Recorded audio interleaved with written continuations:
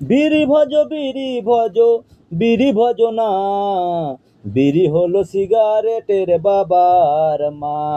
দুটো বিড়ির জন্যে কত কুলেন ব্রাহ্মণে, ভক্তি করে করছে পূজা নেড়া চৈতন্যে। তাই তো বলি বিড়ি ছাড়া এই দুনিয়া চলবে না, বিড়ি ভজ বিড়ি ভজ বিড়ি ভজ না।